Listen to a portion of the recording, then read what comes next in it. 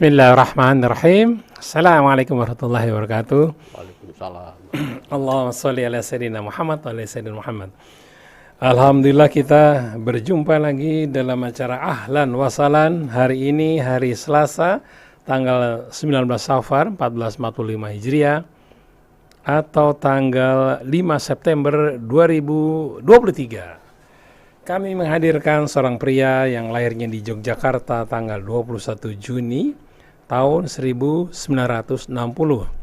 SD-nya di Taman Siswa, SMP-nya di Bokri 1, SMA-nya di Bokri 2, kemudian kuliah di Fakultas Teknik Kimia di UGM, kemudian S2-nya ambil di Bangkok, jurusan Lingkungan Hidup. Beliau sibuk di Pupuk Kaltim. Sekarang jabatan adalah Sekretaris Umum Yayasan Proklamator Bung Hatta tahun 2016 sampai sekarang. Kemudian dia pernah juga menjadi Direktur Dana Pensiun Pupuk Kaltim. Kemudian beliau juga Ketua Umum Koperasi Karyawan Pupuk Kaltim 2010 sampai 2013. Beliau juga menjadi Ketua Umum Serikat Pekerja Pupuk Kaltim 2005 sampai 2008. Kemudian Ketua Bidang R&D Koperasi Perumahan Rakyat Nusantara 2019 sampai sekarang. Namanya Ezrinal Aziz. Kita akan mengambil tema menggaungkan koperasi Indonesia. Menggaungkan koperasi Indonesia. Kita panggil saja Pak Al. Assalamualaikum Pak Al. Waalaikumsalam warahmatullahi wabarakatuh. Jadi koperasi kok sepertinya kurang populer ya di Indonesia, apalagi di anak-anak muda. Ya. Itu rupanya S-Hardware itu bukan, itu koperasi di Eropanya. Ya. Tapi masuk Indonesia bukan koperasi tapi PT. Ya. Kita mulai dari dasar dulu. Apa arti koperasi? Apakah koperasi itu produk Indonesia asli yang dibawa oleh Bung Hatta atau memang serapan dari beberapa ilmu ekonomi dari Eropa lalu diramu oleh Bung Hatta, atau bagaimana penjelasannya? Baik, terima kasih. Pak. Jadi Bung Hatta itu waktu bersekolah di Belanda, dia mendalami koperasi dari negara-negara di Eropa, terutama negara Skandinavia, Eropa Utara, yang sangat makmur dan sejahtera, merata. Di sana itu tidak ada yang kaya sekali, yang miskin sekali. Bung Hatta kenapa bisa begini? Ternyata karena koperasinya sangat berkembang ya. Nah, Bung Hatta kemudian menyerap dari itu, terinspirasi dari itu, dia melihat bahwa nanti kalau Indonesia berdiri, maka yang ekonomi yang harus dikembangkan basisnya haruslah koperasi. Itu makanya Undang-Undang Dasar kita itu kan bidang ekonominya mungkin 100% yang bikin Bung Hatta. Jadi di situ ada tiga hal yang penting. Yang pertama kekayaan negara, sumber daya alam dikuasai negara untuk kesejahteraan rakyat. Kemudian sektor swasta diawasi, bukan dilarang, swasta diawasi. Diawasi itu artinya jangan sampai menggurita, sehingga sektor-sektor yang harusnya rakyat itu tumbuh diambil oleh swasta, menggurita.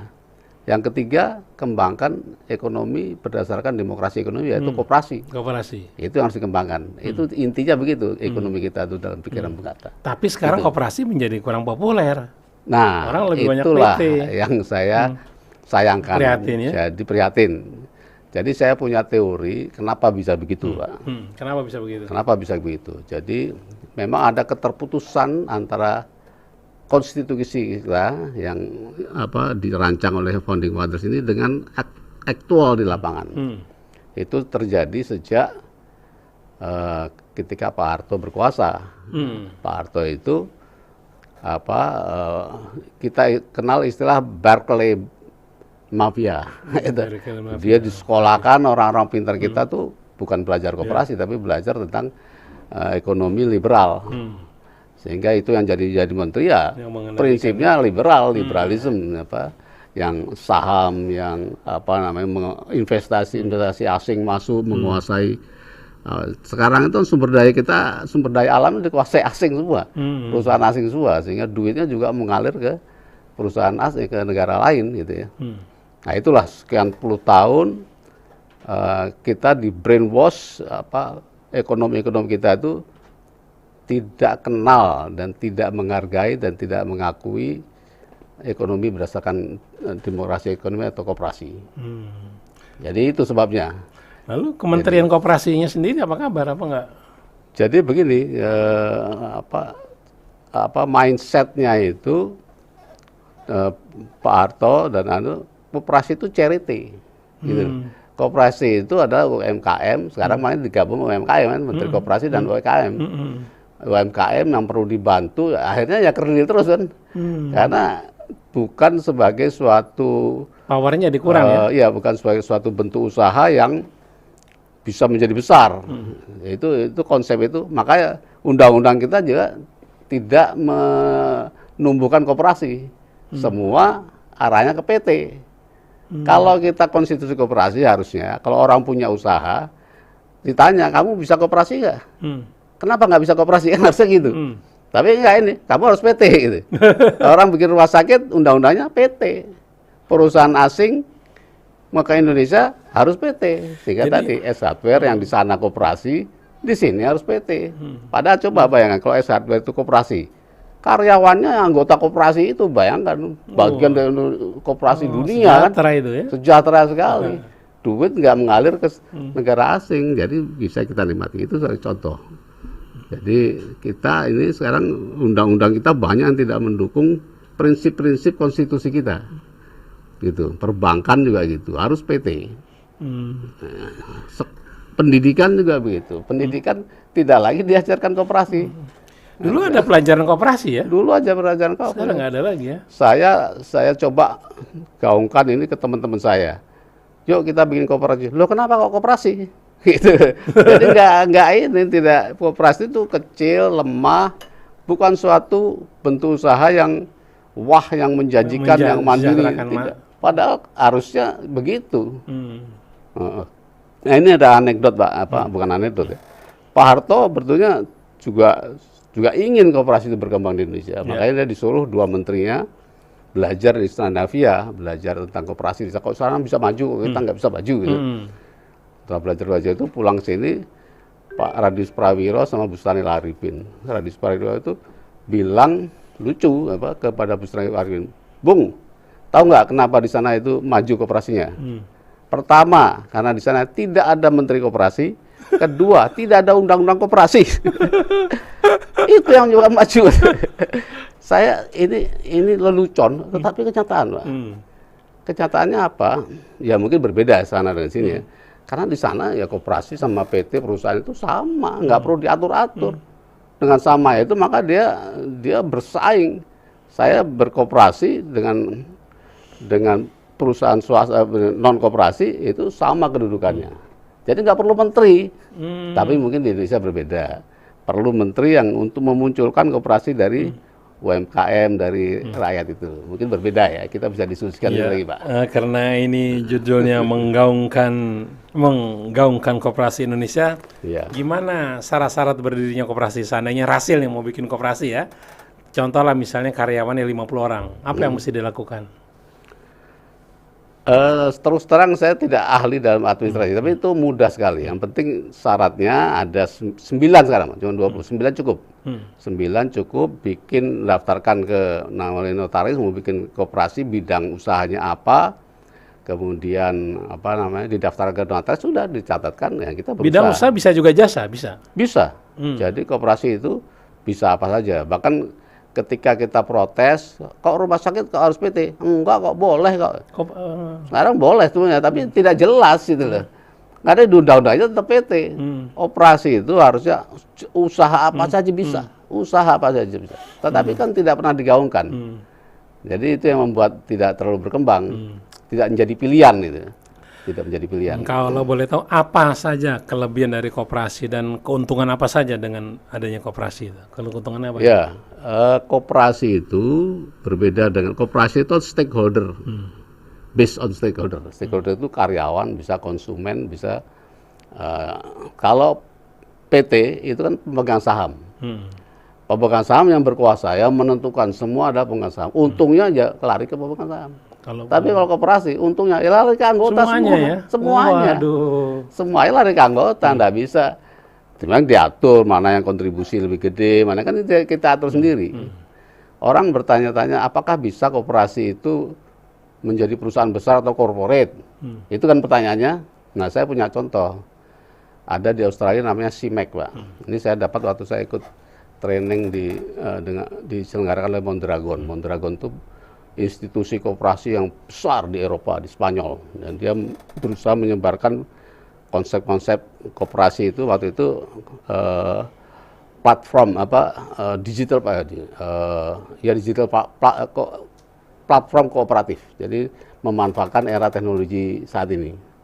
Nah, itu saya dapat informasi ada suatu perusahaan besar di Australia namanya CIMEC. CIMEC itu perusahaan alat berat, dia bikin kapal, bikin jembatan, bikin dan sebagainya, perusahaan besar, kaya modal, kaya investasi besar, tapi perusahaan dengan declining. Mungkin salah manajemen atau saingan macam-macam. Dia tanya ke konsultan, gimana supaya perusahaan saya ini tetap eksis. Meskipun saya nggak punya saham nggak apa-apa lah, tapi jangan mati, jangan bangkrut. Gimana caranya? Konsultan bilang, ubah koperasi, ubah perusahaan jadi koperasi. Masa begitu bisa? Bisa tuh, bisa. Gimana caranya? Ya corporate culture-nya harus dirubah. Yang dulu rapat pemegang saham jadi rapat anggota. Anggota disadarkan, ini punyamu loh sekarang. Kan gitu. Terus itu butuh waktu sekitar berapa bulan aja, 6 bulan aja. Soalnya itu berjalan dalam waktu 2 tahun utang terbayar semua. Perusahaannya sekarang jaya semua, jadi hebat lagi. Karena semua orang berjuang untuk memajukan perusahaannya. Orang digaji kecil nggak apa-apa, yang penting nanti saya dapat gede kan gitu. Jadi berjibaku semua. Ini contoh bahwa koperasi itu tangguh. Contoh konkretnya ada. Di Indonesia juga ada, Pak. Itu ada di, saya lupa namanya, perusahaan pengeringan di Jawa Tengah. Itu Perum tadi, perusahaan umum. Jadi milik pemerintah untuk memfasilitasi orang untuk keringan tembakau. Tapi perusahaan itu kurang menguntungkan lah. Banyak gajinya gede-gede barangkali atau korupsi macam-macam. Mau dilikuidasi, mau dibangkrutkan. Sama karyawan itu bentuk koperasi. Jangan dibangkrutkan, kami beli. Jadikan koperasi. Oh, sekarang tambah gede. Karyawannya itu patungan? Karyawan itu, tak beli nanti. Akhirnya karena itu koperasi, dimanfaatkan oleh karyawan sendiri, jadi lebih efisien, jadi lebih bermanfaat, jadi maju. Ada contohnya di dalam negeri juga. Gitu loh, Pak. Itu artinya koperasi itu adalah bentuk usaha yang sangat menguntungkan, sangat solid, sangat kuat, kokoh. Nah, tapi nggak banyak yang tahu. Dan koperasi kemungkinan bangkrutnya kecil ya, atau gimana, Pak? Kalau itu berjalan dengan benar, RAT, kan kontrolnya banyak, matanya banyak yang kontrol. Kalau berjalan dengan benar, tidak akan rugi. Semua ditanggung bersama-sama. Aduh, ternyata seksi gitu. Ya, koperasi itu. Oke, Iwan dan Ahwat, kami masih berbincang-bincang dengan Ezrinal Aziz, atau kita panggil saja Pak Al atau Pak Aziz ya. Beliau adalah Sekretaris Umum Yayasan Proklamator Bung Hatta. Beliau juga Direktur Utama Dana Pensiun Pupuk Kaltim. Pernah ya. Ketua Umum Koperasi Karyawan Pupuk Kaltim. Ini 2010 sampai 2013. Kemudian Ketua Umum Serikat Pekerja Pupuk Kaltim 2005 sampai 2008. Dan Ketua Bidang R&D Koperasi Perumahan Rakyat Nusantara 2019 sampai sekarang. Silakan kalau yang mau bertanya, kami tunggu soal koperasi. Kita mengambil tema menggaungkan koperasi Indonesia. Nomor teleponnya Pak Al nanti kami akan bacakan. Siapkan pulpen sama kertas. Mungkin Anda mau bertanya-tanya tentang koperasi, silakan tanya saja ke Pak Ezrinal Aziz, atau kita panggil saja Pak Aziz atau Pak Al. Nomornya 0812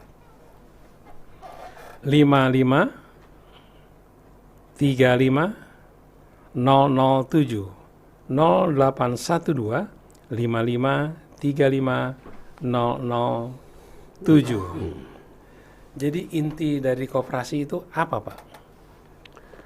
Kalau menurut saya koperasi itu sebenarnya sebuah sikap moral. Sikap moral. Jadi koperasi itu bisa diselenggarakan di mana saja, di keluarga kita. Koperasi itu kan demokrasi ini. Demokrasi tapi kaitannya Koperasi dengan itu ini asal kata dari kooperatif atau apa, Pak? ya kooperatif, bekerja sama. Bekerja sama. Gotong royong gitu ya? Gotong royong. Makanya one man one vote. Nggak ada orang yang dominan. Harus dibahas bersama-sama.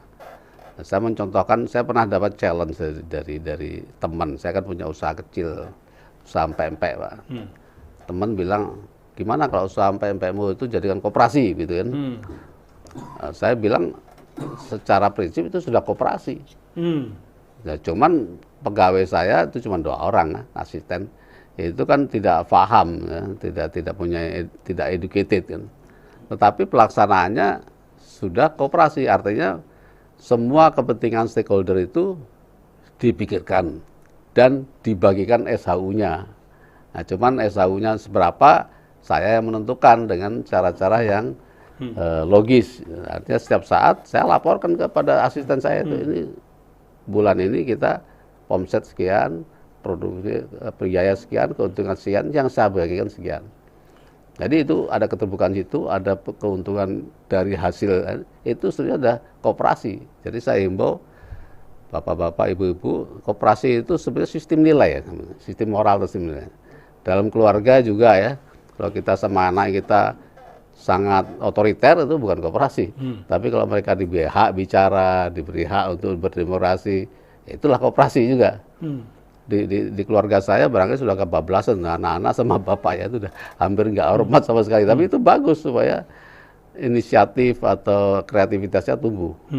Nah, itulah contoh-contoh. Artinya koperasi itu sistem nilai, kerjasama, gotong royong, bahu-membahu. Salah satu adalah ekonomi. Gitu. Itu aja sebenarnya prinsipnya, Pak. Jadi misalnya Bapak mau usaha dengan situ, mungkin nggak usah perlu daftar sebagai koperasi kalau nggak itu diperlukan. Tapi berjalanlah secara koperasi. Artinya masing-masing pihak itu mendapat haknya bukan berdasarkan ketetapan yang ditentukan oleh satu orang, tetapi atas kesepakatan bersama. Itu aja prinsip koperasi. Di lingkungan RT RW bisa dibuat koperasi? Bisa. Apapun sebenarnya bisa. Kalau dari kita berpikir dari segi itu adalah sistem nilai. Gitu. RT itu kan kumpulan orang berkumpul menyetujui sesuatu. Sudah pernah ada belum RT yang membuat koperasi di Indonesia? Apa namanya itu? Kalau koperasi dalam prinsip ekonomi sebenarnya banyak, saya kira banyak itu. Tapi kita rapat menentukan sesuatu itu kan kooperatif itu. Yuk kita bikin acara 17-an, gimana kita kumpul ini urunan macam itu kan koperasi juga. Itu budaya ya, koperasi budaya.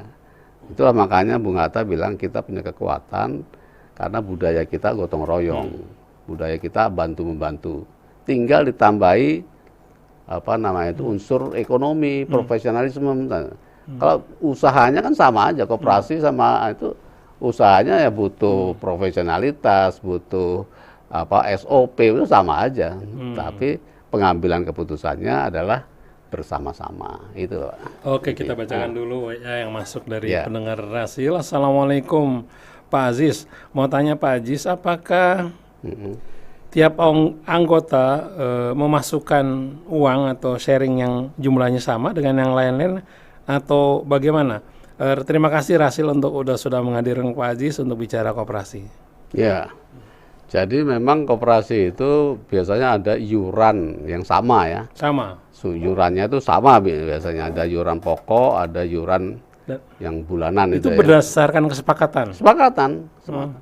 Terus kalau kita mau berbeda, usahanya berbeda, kita bisa lebih nanti dihargai berbeda juga. Jadi contohnya saya waktu di Koperasi Pupuk Kaltim. Koperasi Pupuk Kaltim itu punya usaha macam-macam. Ada simpan pinjam, ada kita punya juga supermarket, ada SPBU, kita punya usaha-usaha itu. Terus bagaimana SHU-nya? Apakah sama semua? Ya tentu dibedakan. Orang yang banyak belanja sehingga menguntungkan koperasi, belanjanya ya koperasi itu ya? Iya, belanjanya di koperasi. Tapi kan tidak semua anggota belanja di koperasi. Siapa yang berbelanja di koperasi kan terrecord. Berapa belanja kamu? Atau siapa yang minjam dari koperasi terikot. Siapa yang nyimpen di koperasi terikot. Itu semua dijadikan faktor untuk menentukan SHU. Sehingga SHU bisa berbeda-beda tergantung kontribusi kita. Tapi itu disepakati, dirapatkan, ini loh, pembagiannya seperti ini. Setuju nggak? Setuju. Orang kan akan berpikir fair. Nggak bisa dong. Oh, saya maunya sama dengan itu walaupun kontribusi saya kecil. Ya kan akan dimarahi sama yang lain. Prinsipnya musyawarah. Musyawarah itu mungkin pasti orang akan yang menang itu akan yang fair, yang adil kan gitu kan. Kalau menjadi tidak adil pasti akan dikomplain sama yang lainnya kan gitu. Tapi kalau udah adil nggak ada yang komplain. Nah, bagaimana kalau di anggota juga dia juga pekerja di koperasi itu, atau kemudian ada juga pembelian purchasingnya, bagaimana itu pembagiannya, hak-haknya tuh? Ya itulah diatur. Pengaturannya bagaimana kan detail itu. Itu harusnya ada orang yang bisa bekerja tentu menghitung. lebih ya. Di saya koperasi pupuk Kaltim ada karyawannya, ada pengurus. Jadi berbeda. selain dia sharing, dia juga dapat gaji ya? Iya, karyawan itu harus dapat gaji. Dulu karyawan itu tidak masuk anggota, bisa seperti itu. Bisa juga. Tidak karyawan, anggota.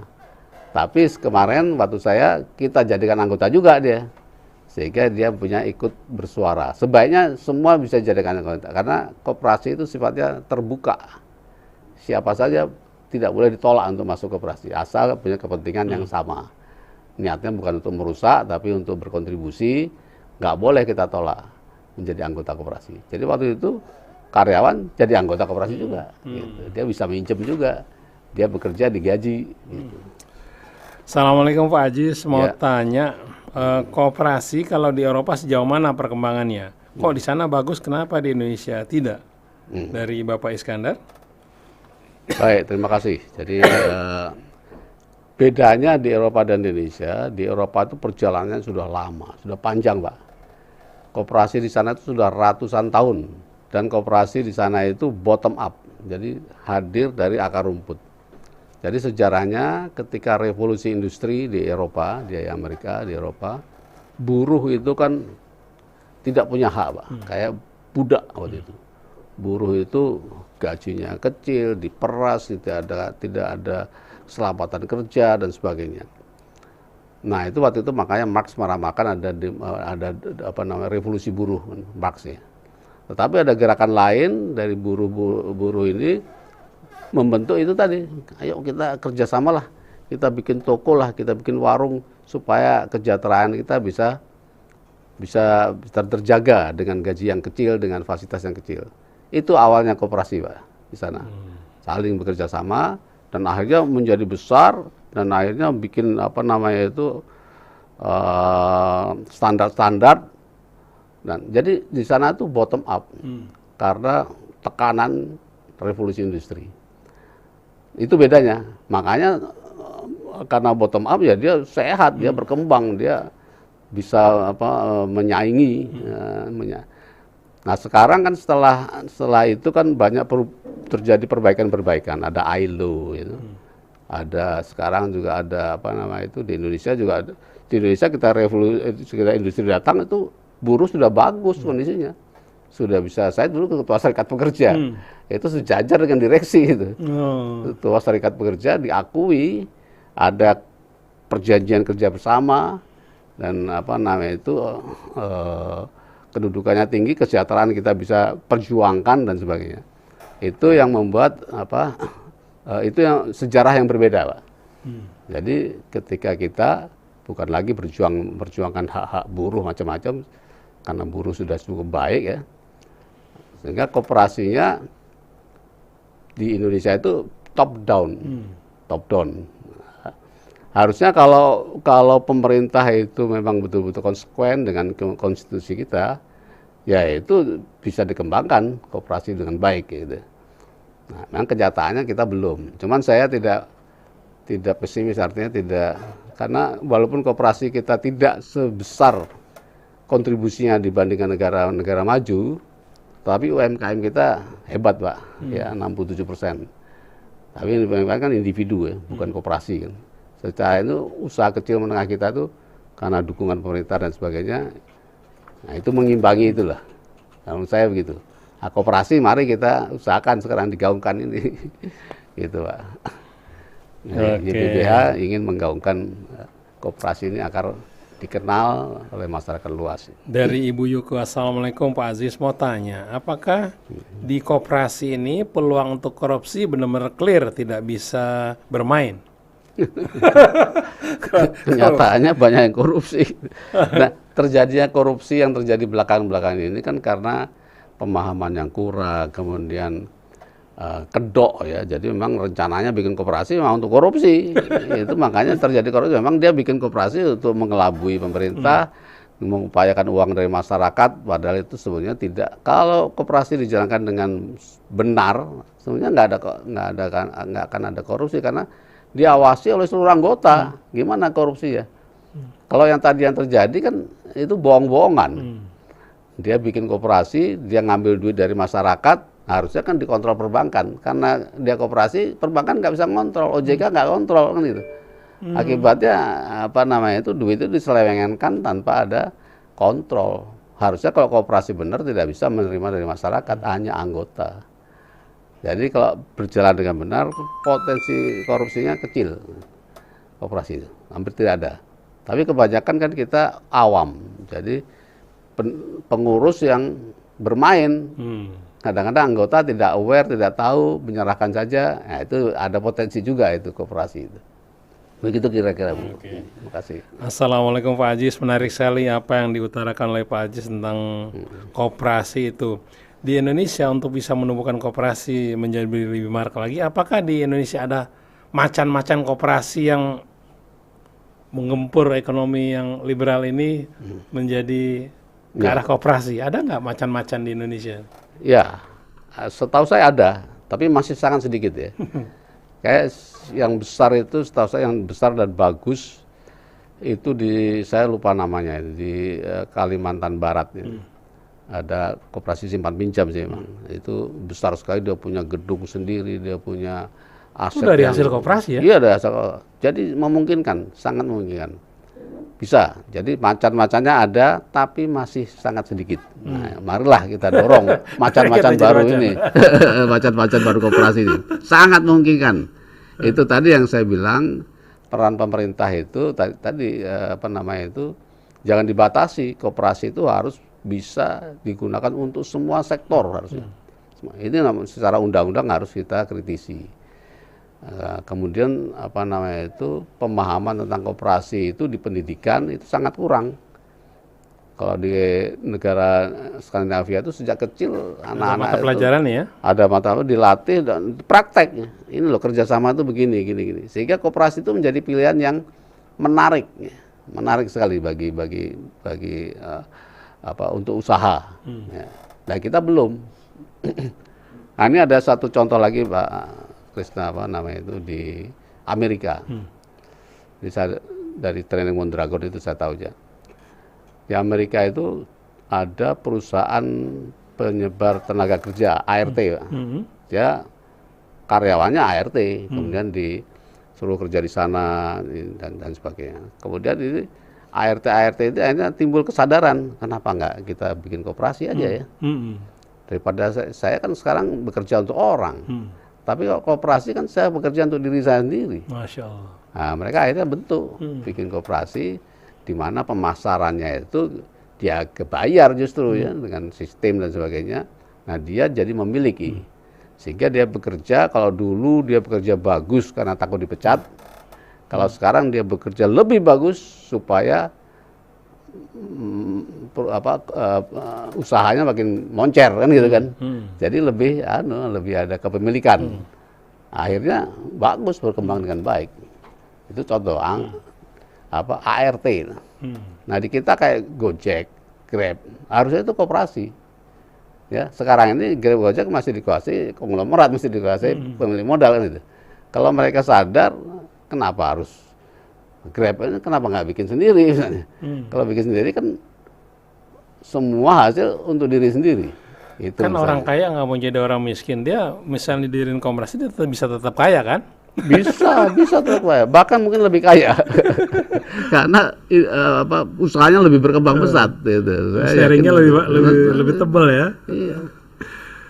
Oke. Assalamualaikum Pak Aziz. Mungkinkah koperasi akan juga merugi? Pertanyaan begitu dari Bapak Bambang.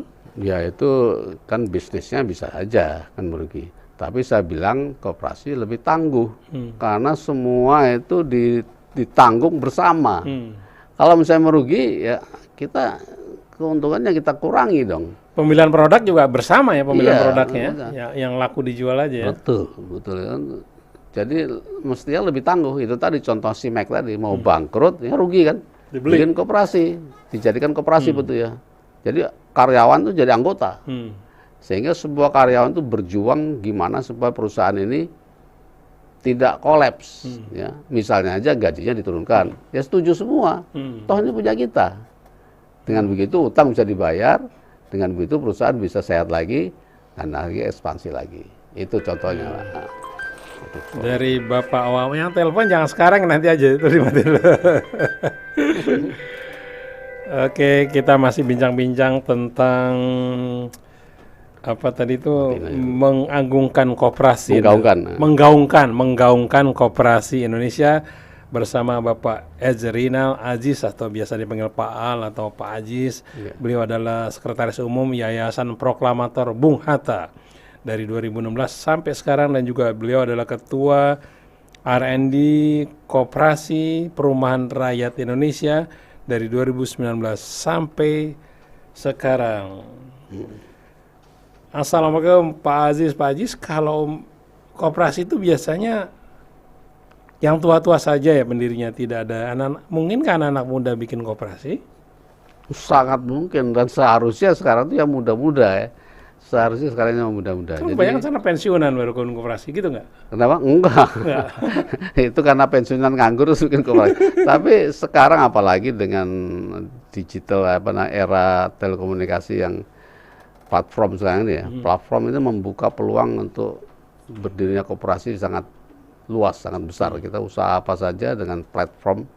Makanya ada training kooperatif platform. Jadi terbuka dan itu anak-anak muda, orang tua kayak saya itu mah sudah gaptek gaptek. Dengan penguasaan teknologi itu koperasi sangat memungkinkan. Jadi tidak ada batasan koperasi, umur berapa saja tidak ada batasan. Bahkan seharusnya yang muda-muda sekarang ini muncul dengan koperasi ya.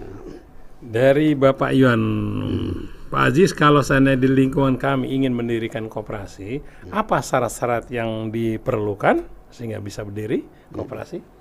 Syaratnya sangat mudah, itu anggota sekarang minimal berapa anggotanya? Minimal 9 saja. 9 orang bisa? 9 orang sekarang sudah, dulu kan diprotes 20 orang, terus banyak protes kenapa harus 20 orang. Harusnya 2 orang aja bisa dong itu. Oke, 9 orang. Tangan sedikit ya bukan koperasi namanya. Terus 9 orang bisa. Ya modal ditetapkan aja. Dari 9 orang ini? Iya, mau iuran berapa, sekecil mungkin 100 perak atau 200 perak bisa. Terus produknya? Ya kan gini, jadi kita tentukan dulu dong usaha kita apa. Misalnya saja, saya sedang merencanakan ini, ke anak-anak ini, kalau anak-anak SMA lah gitu ya. Saya akan coba introduce SMA, apa namanya itu, menyadarkan tentang koperasi itu prinsipnya gini-gini, butuh usaha. Nah ayo kita kalau mau, saya kasih bisnisnya apa. Kebetulan nyonya bikin PMP, bisnis jualan PMP aja, misalnya begitu. Itu apa namanya? Kalau ada mau berapa 9 orang. Nanti si anggota boleh beli PMP itu, beli anggota. Kita jualan aja. Nah, kalau beli harus bayar dong. Iya bayar, gitu. bayar. Iya, bayar. Kita kan jualan ya. Ini ada bisnis, kemudian kita cari tempat. Kita cari siapa yang karena orangnya banyak, misalnya 9 orang kan bisa giliran kan anak. Kalau sekolah ya misalnya sore jam berapa sampai jam berapa gilirannya. Nanti berapa lakunya kita kumpulin dibagi berdasarkan kontribusinya gitu. Beli dari saya berapa, paling saya juga dapat karena saya kan suppliernya kan, supplier anggota koperasi juga. Nah, tinggal saya jual dengan harga pokok saja. Nanti untungnya kita bagi. Bagaimana pembagiannya? Ya kita atur sama-sama. Kita rapat, kita sepakati. Untuk saya berapa, untuk ini berapa, itulah koperasi. Jadi gampang sekali. Setiap bulan atau setiap semester? Tergantung kita semua. Kita koperasi itu independen. Koperasi itu urusan aturannya tergantung kita sendiri. Sebenarnya pemerintah nggak perlu ngatur. Dasarnya sepakat semua ya? Iya, sepakat semua. Itu aja. Mau didaftarkan Departemen Koperasi monggo, kalau nggak daftarkan ya nggak apa-apa juga. Kecuali kalau kita pengen dapat training gratis itu, kalau nggak perlu dapat apa ya nggak usah didaftarkan. Tapi kita berjalan berdasarkan prinsip-prinsip koperasi, yaitu one man one vote, kemudian rapat anggota tahunan, itu aja sebenarnya, mudahnya gitu ya. Menarik sekali perbincangan mengenai koperasi ini. Kenapa ya Indonesia nggak pada subur saja anggota koperasinya sehingga bagus buat perekonomian Indonesia. Kemudian dari siapa? Dari Mama Dini Pondok Gede. Assalamualaikum Pak Aziz. Izin bertanya, kalau ibu-ibu arisan RT bikin koperasi simpan pinjam dan yang pinjam ada bunganya, itu uangnya termasuk riba kah? Wah, ini udah masuk ke wilayah fikih nih. Iya, iya, iya. Bisa dijawab? Insya Allah dijawab. Kalau yang tadi yang pertama tadi mudah-mudahan koperasi berkembang ya. Jadi kita berdoa bersama. Saya kira potensi itu besar sekali di koperasi Indonesia karena masih banyak masyarakat yang belum berkoperasi. Jadi kemungkinan berkembang itu besar sekali. Yang penting itu tadi ya acara ini menyadarkan koperasi Indonesia. Koperasi Indonesia ini. Saya punya teman namanya Pak Arsad Ahmad, dia ketua MUI Bandung, udah buat ratusan koperasi di Bandung. Oh iya? Mungkin bisa kita panggil Pak. Jadi siapa dia namanya? Arsad Ahmad. Arsad Ahmad ya? Itu di Bandung melalui masjid, dia koperasi masjid berbasis syariah. Koperasi berbasis syariah sudah ratusan yang dia dia dorong untuk membentuk koperasi. Nah ini saya kira perlu juga kita untuk menggairahkan kita, menggiroh kita untuk berkoperasi itu berbasis masjid bagus. Berusaha apa aja. Kalau di Spanyol berbasis gereja. Ini maju. Oh, gitu. Ya, karena kan itu sejalan dengan prinsip-prinsip agamaan yang ukhuwah kepersaudaraan, pemerataan kan gitu. Prinsip-prinsip agama itu, sosial kan gitu kan. Jadi gitu. Jadi untuk Mama Dini, untuk masalah riba, tanya ke Ustadz aja. Ya, Ustadz aja. Nanti saya salah. Karena ada berbagai macam pendapat. Ini ada Ibu Ruby. Bapak, yang pempeknya enak nggak? Itu terbuat dari apa pempeknya? Apa dari ikan apa nih? Tenggiri. Nah, ikan tenggiri apa? Waduh, jadi pengen pempek nih. Buru ada. Kita lagi bicara koperasi ya ngomongin pempek. Gimana pempeknya apa? Ya, pempeknya ya saya yang Bapak kan hasil Palembang, kenapa jadi bikin pempek? Istri. Oh, istri orang Palembang. Istri Palembang. Insya Allah pempeknya enak. Jadi pelanggannya bertambah dan terus loyal, artinya beli terus. Cuman kita belum punya warung, makanya itu kalau ya di rumah saja, hanya di rumah online saja. Online saja itu kita sudah kelabakan karena banyak pelanggan kita di sekitar itu udah 300, tapi kita juga supply ke Jogja, kadang kemarin ngirim ke Medan malah bisa dikirim karena kita frozen ya, di frozen seminggu aman. Jadi udah ngirim kemana, bahkan ke Kalimantan, bahkan bukan ekspor ya, tapi luar negeri pernah karena dibawa orang untuk oleh-oleh di luar negeri. Kita lagi ngomongin koperasi, ngomongin pempek. Saya mau punya tebakan pempek. Bapak tahu nggak, orang yang hanya mau makan pempek dengan kualitas semurah disebut apa? Orang yang hanya mau makan pempek dengan kualitas semurah disebut apa? Nggak tahu. Perfeksionis. Perfeksionis. Perfeksionis. Rahasia sering-sering dong undang tentang pengetahuan koperasi ini penting ini untuk kita nih. Amin, terutama pensiun yang ekonominya mulai kedodoran. Oke, diperhatikan. Kalau di Indonesia susah bikin koperasi karena produsernya kepengen jual langsung ke konsumen, jadi susah bermitra. Dari Kang Endang di Parung Bogor, gimana menurut? Susah bikin koperasi karena produsernya pengennya jual langsung ke konsumen, betul nggak? Iya, itu kan UMKM ya nggak apa-apa.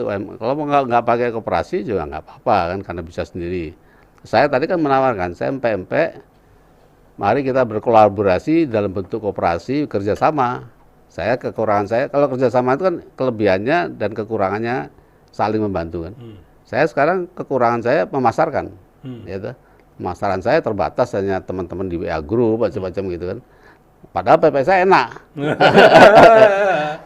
Itu terbukti banyak yang bilang, ya. Belum pernah ada PP saya enak ini, ada yang bilang begitu. Padahal itu orang Palembang asli, terutama cukanya, cuko saya itu bikin sendiri ya? Bikin sendiri. Ada pelanggan kita, pokoknya kalau cukanya harus dari saya. Ini saya membuka diri. Jadi kalau mau saya kekurangan di pemasaran, nah, mari kita bangun koperasi memasarkan di mana saja bisa. Mau di Tangerang, mau di Depok, mau di ini, kalau ada berapa orang grup, ayo kerjasama dengan saya. Insya Allah laris manis. Oke. Ya. Assalamualaikum Pak Aziz. Pak Aziz boleh nggak diundang di sekolah kami untuk bicara soal koperasi? Welcome sekali. Saya justru ini kemarin idenya saya anukan SOH, tapi belum sampai sekarang malah jadi kenal Pak Krisna ya. Tapi saya ini belum jadi itu. Jadi kalau ada sekolah yang mau, welcome, saya akan datang. Kalau enggak atau via Zoom. Kalau untuk sekolah, apa yang bisa digarap? Kan mereka uangnya dari uang jajan, apa gimana? Uang anak-anak siswa kan uang jajan ya? Ya kan nggak harus pakai uang, kan bisa pakai tenaga. Oh gitu. Ini koperasi yang pakai saya tawarkan gimana ini. Maksudnya? Ya tadi jaga warung. Gantian kan mesti ada yang dijagain apa? Kan ada modalnya. Yang pempek tadi. Balik lagi ke pempek. Dari saya. Ini kan gampang aja kan gitu. Kalau orang lain nggak mau, saya mau. Tujuan saya mengembangkan koperasi. Insya Allah sambil berbisnis, kan gitu kan. Carilah tempat apa di sekolah atau di kampus yang bagus, jangan mahal-mahal ya. Saya insya Allah saya modalin. Memang berapa satunya Pak?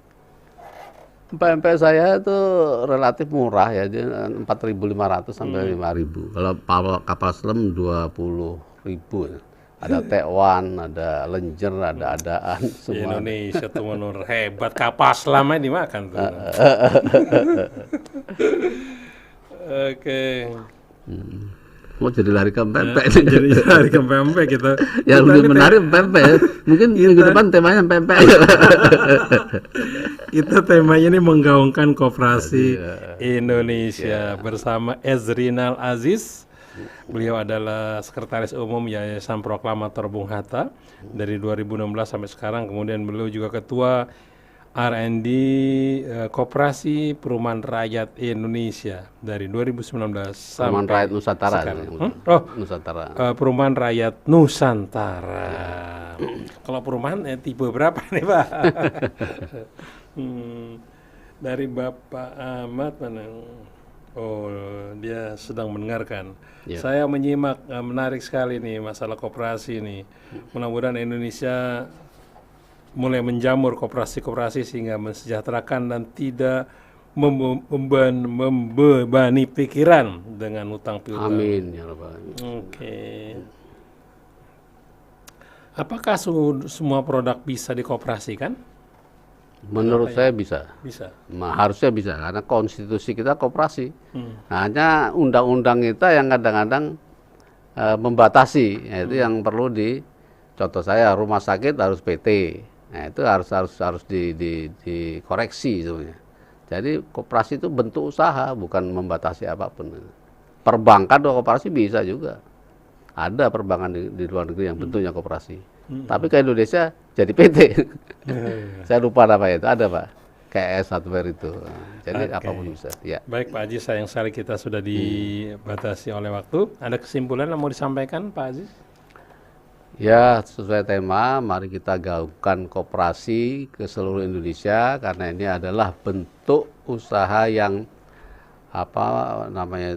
menjanjikan, kokoh dan mensejahterakan semua pihak ya, baik pemilik modal, baik karyawan, baik konsumen seharusnya karena ada sekarang koperasi multi pihak Pak. Konsumen, produser, pemilik modal bisa bersatu bersama-sama bentuk koperasi. Oke, ini nomor teleponnya Bapak Aziz ya. Terakhir nih saya bacakan. Siapkan pulpen sama kertas, saya akan bacakan nomor teleponnya.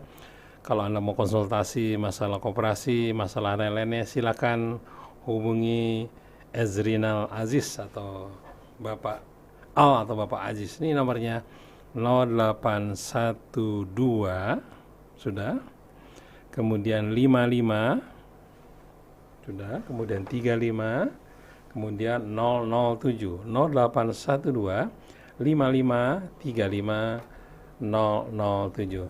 Terima kasih Pak Al atas penjelasannya mengenai koperasi, ternyata menarik sekali ya. Mudah dan nggak terlalu banyak pikiran. Terima kasih juga diundang di sini ya. Oke. Saya Muhammad Krisna, Ondi Saputra, Anis Malim, juga di sini ada